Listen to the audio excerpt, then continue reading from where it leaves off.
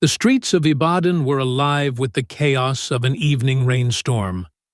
Vendors scrambled to pack their goods as rain pounded the tin roofs, and puddles gathered along the dirt roads. On the outskirts of the city, nestled between crumbling walls, sat Hope Haven Orphanage, a refuge for abandoned children. A lone woman hurried down the muddy road toward the gates, clutching a small girl in her arms. The toddler, no more than 3, was wrapped in a faded Ankara fabric, her curly hair plastered to her forehead from the rain. The woman stopped at the iron gates, her breath trembling as she looked down at her daughter. "Kemi," she whispered, brushing a tear from her cheek. "Forgive me. I'm doing this for you." The child stirred, her eyes opening slightly. For a moment, it seemed she might cry, but the woman pressed a kiss to her forehead and quickly placed her on the ground, ensuring the fabric shielded her from the cold. Without another word, the woman stepped back and disappeared into the storm, her silhouette swallowed by the darkness. When morning came, Sister Margaret found the little girl lying at the gates. The elderly nun, her gray hair wrapped neatly in a headscarf, crouched beside her and lifted her into her arms. "What's your name, child?" she asked, but the girl only blinked back in confusion. A scrap of paper tucked into the folds of the fabric held a single word: Kemi. Hope Haven Orphanage was harsh but predictable. The dusty courtyard echoed with children's laughter during the day, but by night silence blanketed the halls, revealing the loneliness each child carried. For Kemi, life at Hope Haven was bearable because of Funmi. Funmi was more than a friend. She was a sister in every way that mattered. Her bright smile and infectious laughter had been Kemi's solace since they were small. Together, they dreamed of a life beyond the orphanage walls. "One day, we'll leave here together," Funmi said, her voice filled with conviction as they sat beneath the old mango tree in the courtyard. Kemi smiled faintly, brushing the dirt from her worn slippers. "Where will we go?" "To the city, of course," Funmi said with a grin. "We'll open a shop. You'll bake bread, and I'll sell it." "And what about the sea?" Kemi teased, recalling one of Funmi's more fanciful dreams. Funmi waved her hand dismissively. "We'll get there eventually." Their bond felt unshakable, a refuge in a place that often felt cold and unforgiving. But as they grew older, the weight of their shared dreams grew heavier. When Kemi turned 13, Hope Haven received unexpected visitors, a wealthy couple looking to adopt. Their arrival stirred excitement throughout the orphanage, with children scrambling to present their best selves. Funmi, ever ambitious, was determined to stand out. "They'll pick me," Funmi whispered to Kemi that night as they lay on their thin mattresses, "and when they do, I'll make sure they take you too." Kemi's heart ached at the thought of being left behind, but she trusted Funmi. They had always been a team. The next day, the couple met with the children, spending hours asking questions and observing their behavior. Funmi was radiant, charming them with her wit and confidence. Kemi, shy by nature, stayed in the background. By evening, whispers spread through the orphanage. The couple was leaning toward another girl. Desperation flickered in Funmi's eyes as they prepared for dinner. Later that night, Kemi was called to Sister Margaret's office. "Kemi," the nun said, her voice heavy, "Funmi has accused you of stealing her bracelet. Is it true?" Kemi's stomach dropped. "No, sister," she said, her voice trembling. "I didn't take anything." Sister Margaret's eyes softened with sympathy, but her tone remained firm. "You've always been honest, but this is serious. Until we resolve this, you'll need to stay in your room." Kemi stared at the floor, her chest tightening as the betrayal sank in. The next morning, She watched from her window as Funmi climbed into the couple's sleek black car, her smile wide with triumph.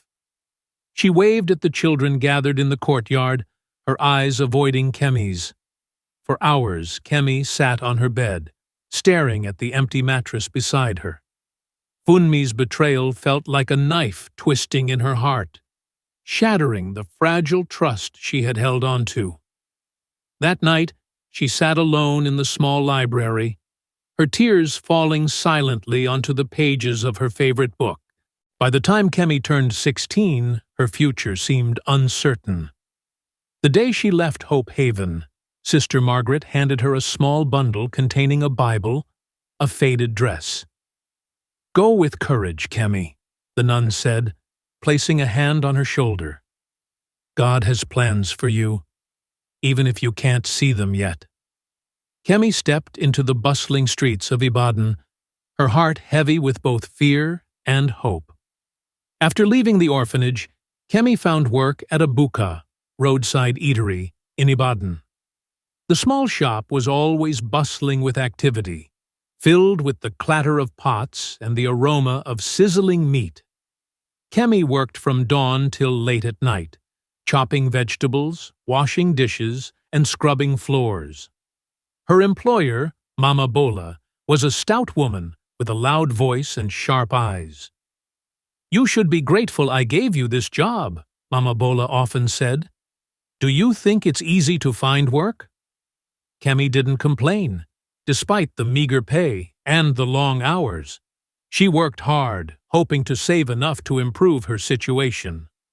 One busy afternoon, a customer accused Kemi of shortchanging him. "I gave you 1,000 naira, and you gave me change for 200 naira, the man shouted, drawing the attention of everyone in the buka. "I didn't," Kemi began, her voice trembling. "Are you calling me a liar?" the man bellowed. Before Kemi could defend herself, Mama Bola intervened. "You're embarrassing me," she snapped, slapping Kemi across the face. "Get out!" Kemi stumbled out of the buka, tears streaming down her face. Not only had she lost her job, but she hadn't even received her last pay. Returning to her rented room, Kemi tried to regroup. She had a few notes saved, enough to survive for a week if she stretched it carefully. Many years passed. Kemi is now 19. Kemi lives in a crowded compound, sharing a space with tenants who barely acknowledged her. Among them was Iya Tayo, an older woman who seemed kind. "You remind me of my daughter," Iya Tayo said one evening, offering Kemi a plate of jollof rice. Kemi hesitated, but accepted the food, grateful for the small act of kindness. Over the next few weeks, Iya Tayo often lent Kemi advice and even gave her some leftover clothes. One day, Kemi returned from a fruitless job search to find her door ajar. Inside, her small bag of clothes, Sister Margaret's Bible, and the few notes she had saved were gone. She ran to Iya Tayo's room, but the older woman was nowhere to be found. "She left this morning," another tenant said with a shrug. "Took all her things." Kemi sat on the floor of her room, staring at the empty space where her belongings had been. Months passed. Desperate for work, Kemi wandered the streets, asking shopkeepers if they needed help. One day, a well-dressed man approached her. "You look like you're hard-working," he said with a smile. "I run a cleaning agency, and we're hiring." Kemi's heart leapt. "Really? I'd love to work." The man nodded. "You just need to pay a 2,000 naira registration fee. It covers your uniform and ID card." Kemi hesitated. The amount was almost all she had left, but the promise of steady work seemed worth it. She handed over the money and followed the man to a building he claimed was the agency's office. He told her to wait outside while he retrieved some forms. Minutes turned into hours, and the man never returned. It wasn't until a passerby told her the building had been abandoned for years that Kemi realized she had been scammed. Later that night, Kemi curled up beneath the awning of a closed shop, clutching her small bag tightly. The streets were eerily quiet, save for the distant sound of dogs barking. She woke to the feeling of someone pulling her bag away. "Please!" she cried, grabbing at it. But the thief yanked it free and sprinted into the darkness. Kemi chased after him, her bare feet slapping against the pavement, but he disappeared into an alleyway. When she returned to the awning, exhausted and empty-handed, the weight of her loss crushed her. Her last few possessions, the only reminders of her past, were gone.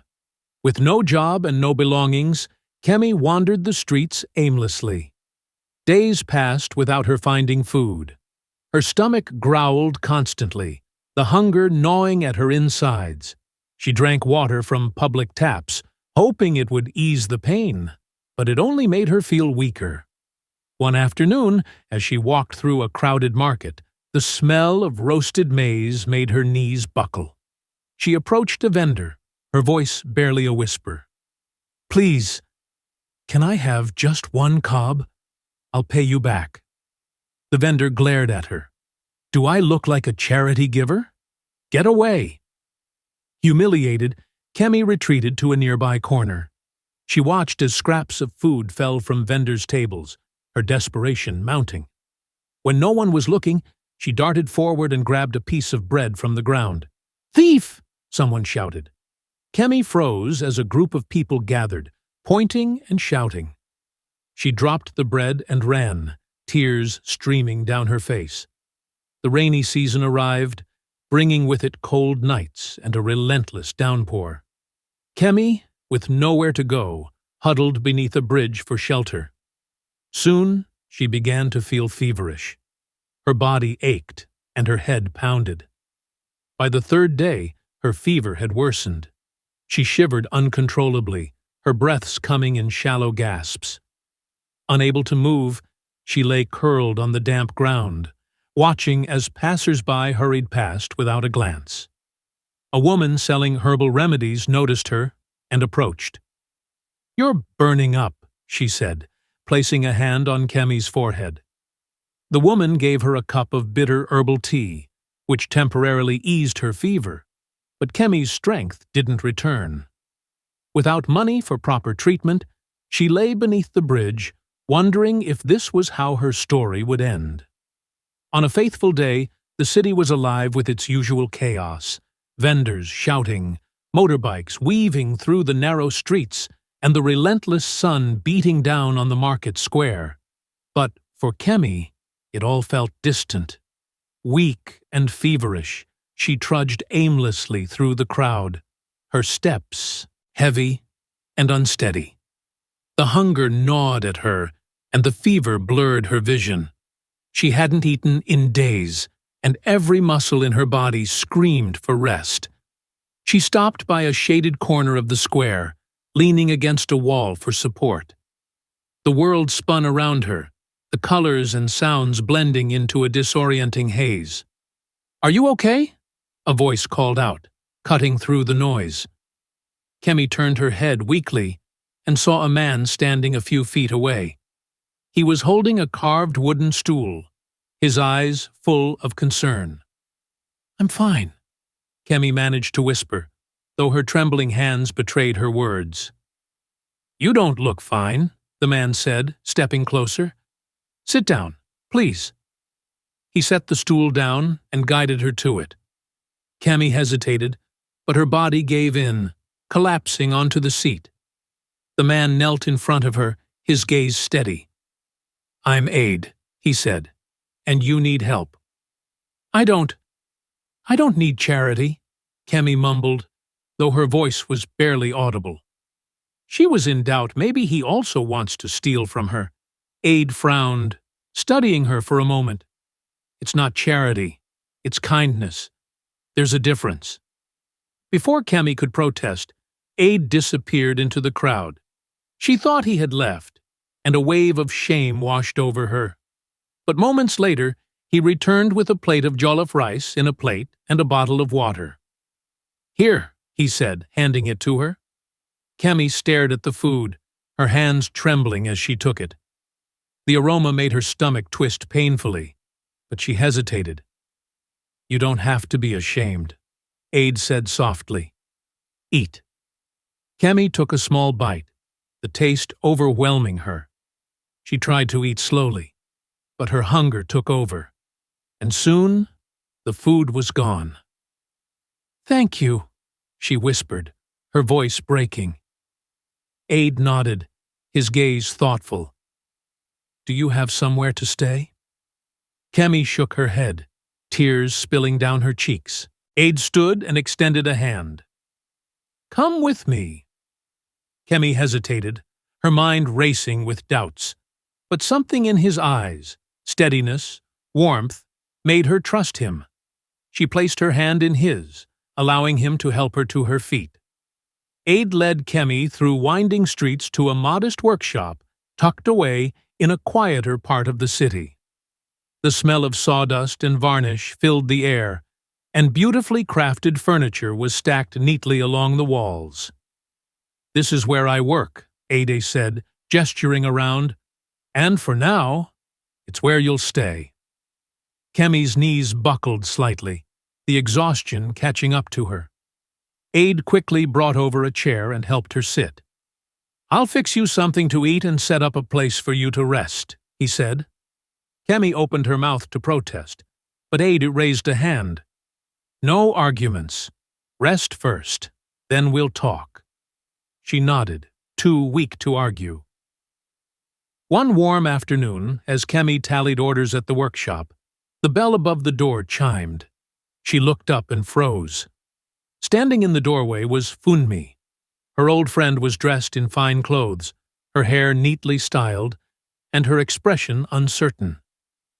"Kemi," Funmi said softly, her voice carrying a mixture of hesitation and hope. Kemi's chest tightened as memories of betrayal came rushing back. Funmi, the girl she had trusted like a sister, the one who had thrown her under the bus for a chance at a better life. "What are you doing here?" Kemi asked, her voice sharp. Funmi stepped forward, her hands clasped nervously in front of her. "I heard you were in Ibadan. I wanted to see you."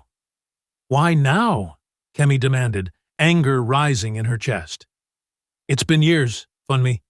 Years since you accused me of stealing. Since you left me behind." Funmi flinched, tears welling in her eyes. "I know I hurt you, Kemi. I've carried that guilt for so long. I wanted to say, I'm sorry." Kemi's jaw clenched, her emotions a whirlwind of anger, sadness, and confusion. "Sorry doesn't change what you did. Do you know what I went through because of you?" "I can't undo the past," Funmi said, her voice trembling, "but I want to make things right." Before Kemi could respond, Aid stepped into the room. He glanced between the two women, sensing the tension. "I'll give you some space," he said quietly, leaving the room. Funmi took a deep breath. "Kemi, I know I don't deserve your forgiveness, but I had to try. Please, think about it." She placed a small envelope on the counter and left before Kemi could say another word. That evening, Kemi sat by the fire, staring at the envelope Funmi had left. She debated throwing it away, but curiosity got the better of her. Inside was a handwritten letter. "Kemi, I don't know where to begin, except to say that I'm sorry. I was desperate to leave the orphanage, and I made a terrible choice. I have no excuse. I've thought about you every day since, and I hope you can forgive me someday. I want you to know that I've changed. Please, let me make it up to you." Kemi's hands trembled as she read the words. Part of her wanted to let the past go, but another part of her held on to the pain, the betrayal. She spent the night tossing and turning, her mind replaying the events of their childhood. The next morning, she told Aid everything. He listened patiently, his expression thoughtful. "What do you think I should do?" Kemi asked, her voice barely above a whisper. Aid took her hand gently. I think forgiveness isn't about them. It's about freeing yourself. After days of deliberation, Kemi decided to meet Funmi. She sent her a letter, agreeing to meet at a cafe in the city center. When Funmi arrived, she looked nervous, her hands fidgeting with the strap of her bag. Thank you for coming, Funmi said as she sat down. Kemi folded her arms, her expression guarded. I want to hear it from you. Why did you do it? Funmi sighed, her shoulders sagging. I was scared, Kemi. I thought if I didn't take my chance, I'd never get out of that place. But I didn't realize what I was losing until it was too late. Kemi's chest tightened. You betrayed me, Funmi. I trusted you. I know, Funmi said, tears streaming down her face. I've spent years regretting it. If I could take it back, I would. Silence stretched between them as Kemi wrestled with her emotions. Finally, she spoke. I don't know if I can forget what you did, but I'll try to forgive you. Funmi's eyes widened with relief. Thank you, Kemi. You don't know what this means to me. As they left the cafe, Kemi felt a weight lift from her shoulders. For the first time in years, she felt a sense of peace. Many years passed. Kemi began focusing on the life she was building with Ade. The workshop flourished, and their bond grew deeper with each passing day. One evening, as they sat outside watching the stars, Ade took her hand in his. Kemi, he said softly, I want to be part of your future. All of it. Kemi's heart pounded as Ade knelt before her, pulling a small box from his pocket. Will you marry me? Tears filled Kemi's eyes as she nodded. Yes, she whispered. Ade slipped the ring onto her finger, and in that moment, Kemi knew she had found her home, not in walls or places, but in people. Years had passed since Kemi's life had turned around. The workshop was thriving. Her marriage to Ade was a source of joy, and her 2 children brought endless laughter into their home. One afternoon, Kemi was in the bustling Bodija market, picking out vegetables for dinner.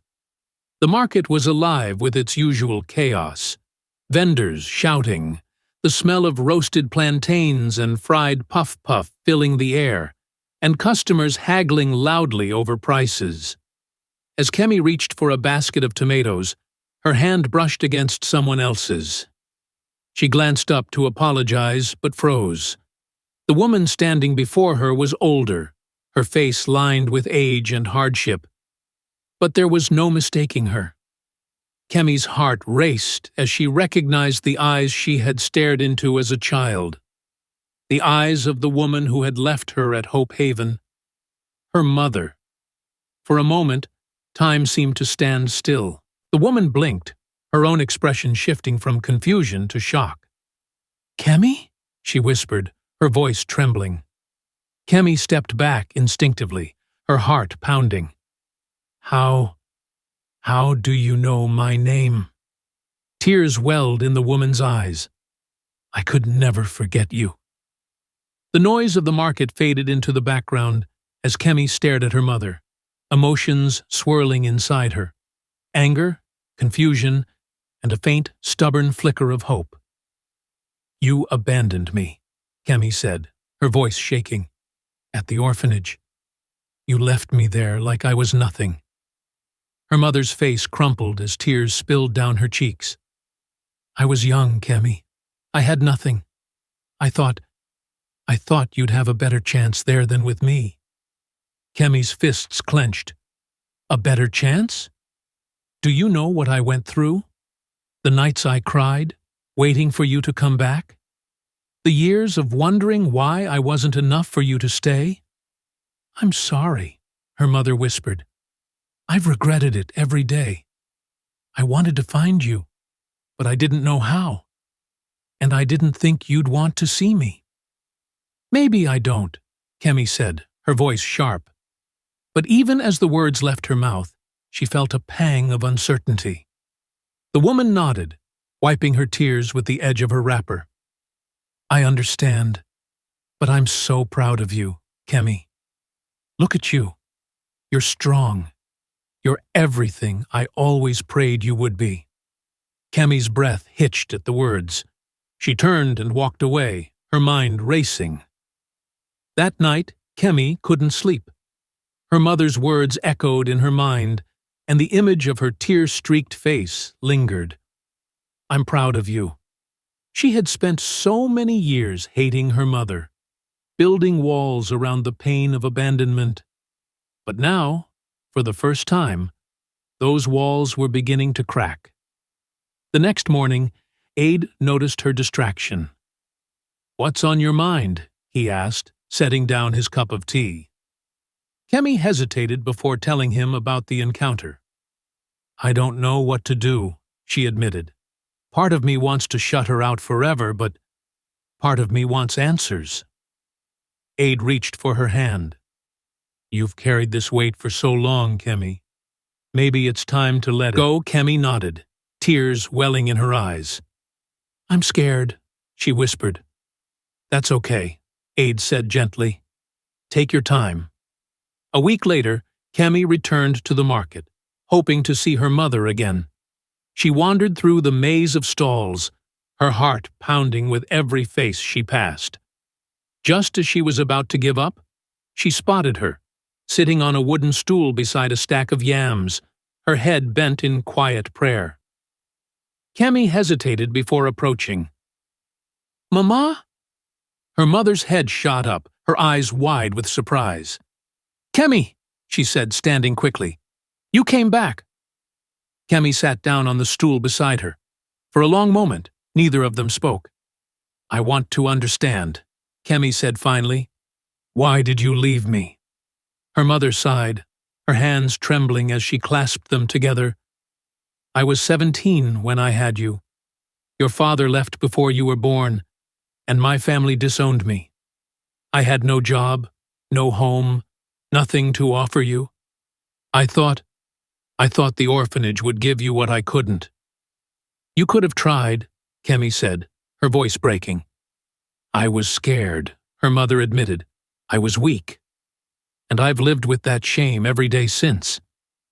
Tears streamed down Kemi's cheeks. You left me to suffer. I know, her mother said, her voice thick with emotion. And I'll never forgive myself for it. But I'm here now, Kemi. If you'll let me, I'd like to be part of your life again. Kemi studied her mother's face, searching for insincerity, but finding only raw, unguarded regret. I don't know if I can forgive you, Kemi said honestly. Her mother nodded. I understand. But I think I want to try, Kemi added softly. Her mother's breath hitched, and she reached out tentatively, as though afraid to touch her. Kemi hesitated before taking her hand. Over the next few months, Kemi and her mother began to rebuild their relationship. It wasn't easy. Kemi struggled with lingering resentment, and her mother grappled with guilt. But slowly, through shared meals and long conversations, they began to bridge the gap between them. When her mother fell ill, Kemi stepped in to care for her, despite the old wounds that still lingered. You're stronger than I ever was, her mother said one evening, her voice weak but full of pride. I had to be, Kemi replied. As her mother's health declined, Kemi found herself letting go of the anger she had carried for so long. When her mother passed peacefully one quiet evening, Kemi held her hand, tears streaming down her face. I forgive you, she whispered, her voice breaking. I hope you've forgiven yourself too. Years passed, and Kemi's life settled into a rhythm of quiet contentment. The workshop thrived, and her bond with Aide grew stronger each day. Their home was filled with warmth and laughter, and though her past still lingered in her mind, it no longer weighed her down. One rainy afternoon, as she sorted through an old trunk, Kemi found the small silver cross Sister Margaret had given her, tucked beside her mother's blanket and the dove pendant. The sight of these tokens from her journey stirred something deep within her, a longing to preserve the memories of everything she had endured and overcome. "What are you thinking about?" Aid asked as he entered the room, wiping his hands on a cloth, held up the cross. "My story. I think it's time I put it into words." Aid tilted his head, a small smile playing on his lips. "You want to write a book?" Kemi nodded. "I've carried these memories for so long. Maybe it's time to share them, to help others who feel lost, like I once did." The process was slow at first.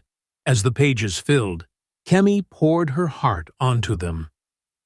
She hesitated when she reached the part about her mother. The pain was still there, raw and unhealed in some corners of her heart. But she knew this was the heart of her story, the thread that tied it all together.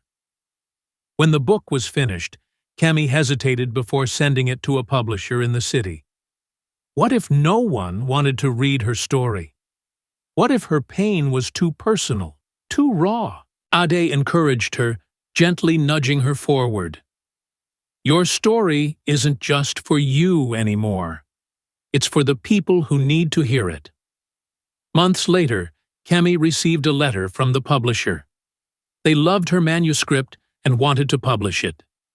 The news sent a thrill through her, but it was also humbling. Her life, her struggles and triumphs, would soon be shared with the world.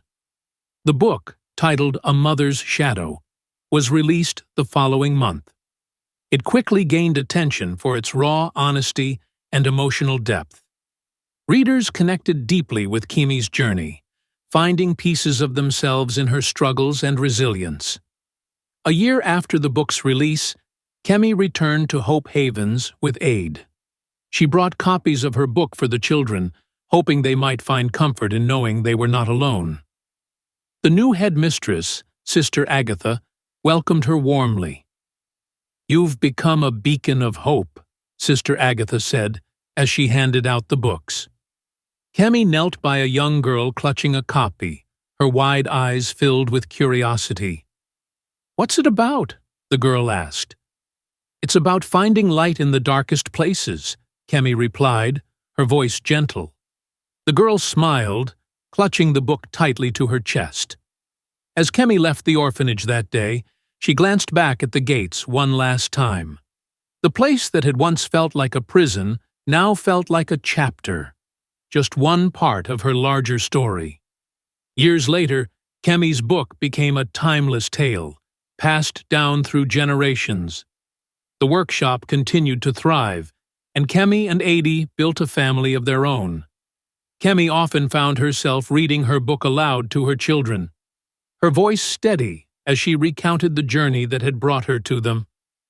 And in the quiet moments, as she sat by the fire with Aid, Kemi felt a deep, abiding peace. Her journey had come full circle, and she had found her place in the world at last.